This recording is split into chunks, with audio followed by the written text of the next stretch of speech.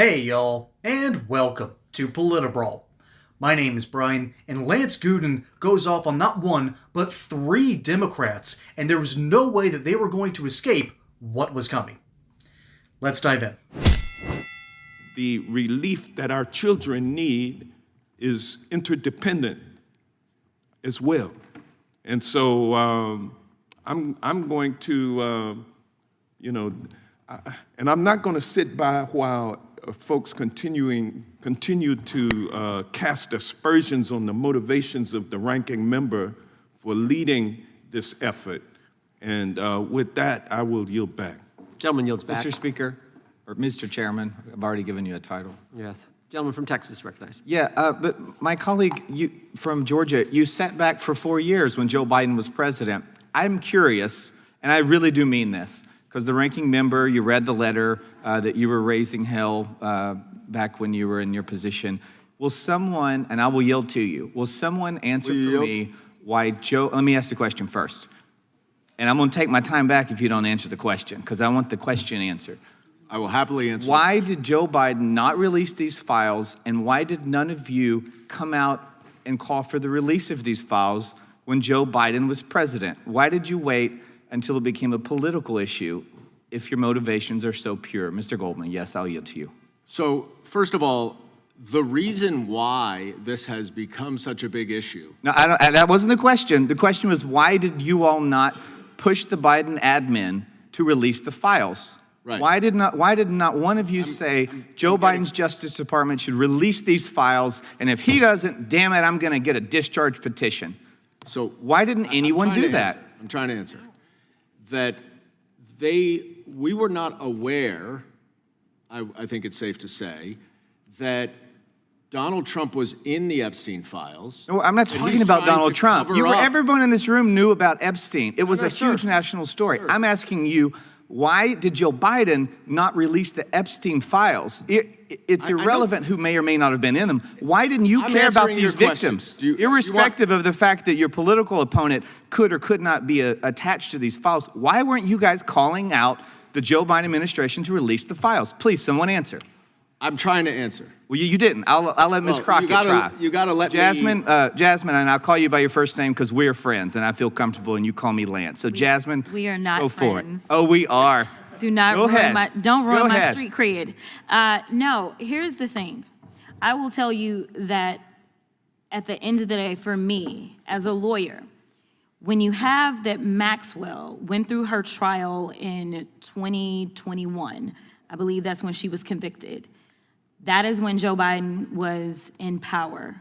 After that, she ended up on appeal, which she is currently on appeal now. So as it relates to whether or not that Department of Justice had even concluded their investigation, I can't say that they had, number one. Number two, by releasing the files prior to her going through her appellate process, that may have ended up being an issue that administration was concerned about. That's number one. Number two. She's in appeal now. So okay, using that line, you're going to pull that back? I'm about to get to it because I saw y'all. No one. No, I said, no. I'm going to reclaim my time. Since you said we weren't friends, I'm going to reclaim my time. The time belongs to the gentleman from I got Texas. a real hard time with the Democrats saying that this is a noble cause when y'all weren't calling on Joe Biden's Justice Department to release the files. You're all a bunch of hypocrites to say this is a noble cause because none of you did anything about it. Okay. I yield back to the chairman. I need time now, Mr. Chair. I need time now since he wanted to be selfish. Selfish? You could have answered the question properly in the moment you got called out because your answer made no actual sense. You know what? I think I need to relay what just happened here. First off, Hank Johnson makes a complete fool of himself, as he usually does. We, the people of everywhere else in Georgia, despise Hank Johnson. Okay? Lucy McBath, we love you. Okay? Or at least I do. I will always respect her. But I have none for Hank Johnson. I have no idea how he keeps on getting reelected. Jasmine Crockett then brings up Ghislaine Maxwell, and who was the girlfriend of Jeffrey Epstein. And in this, she basically admits that the appeals court could be what the Biden administration was wanting to wait and see upon in order to make sure that, hey, we're not going to screw up this case. And once again, Ghislaine is back in an appeals system. And so, here's the kicker here. Jasmine realized she only realized that she screwed up after Lance Goodman brought up this simple point. That if they are once again waiting on the appeals, why is it that the Democrats are now talking about this issue? Well, what a surprise. Fed Chair Jerome Powell has just fueled hopes for a rate cut, and of course the price of gold moved higher. Safe haven assets like gold and silver tend to get higher when rates are cut. And that's exactly why I have partnered with the award-winning company Goldco. They sell precious metals like gold and silver, and they do an amazing job with it because they keep it simple. So if you are ready to learn how Goldco can help protect your savings with gold and silver, I want you to go to politibrawlgold.com. You can get a free 2025 gold and silver kit. Plus, you can learn how to get a 10% back on silver for free. It's literally the best silver offer on the market. So don't miss this one. That's politibrawlgold.com. Again, visit politibrawlgold.com to protect your savings. So already there's the main question. Why is it taking Democrats this long to talk about the Epstein files?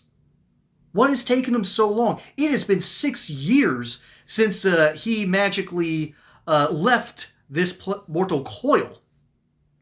Okay? It's been 6 years. And I don't ever remember Democrats talking about this issue. Now, Jamie Raskin has come out and defended himself, saying that, yes, he wrote a letter to Alex Acosta, who was dealing with the case at the time, back in, who dealt with the original case back in 2007, 2008. And then he wrote a letter as the chairman of the subcommittee to Alex Acosta in late 2019. Sorry, not late 2019. I think it was June 2019, asking what exactly went down with these charges. And now you have the Democrat Party magically jumping on this bandwagon. And to make matters worse, they're not debating the files. That's not what's going on in this committee. I believe this is coming from the committee where they're talking about the Kayla Hamilton Act, where you need to the Health and Human Services Department is supposed to ask for additional info in order to ensure that unaccompanied alien children actually know where they're going here in the United States. In other words, this is an attempt to not make more paperwork, but to make this process of actually tracking where these people are much easier. Because under the Biden administration, there were anywhere between 80 and 300,000 children that disappeared from the system. And I'm not talking about disappeared from planet Earth.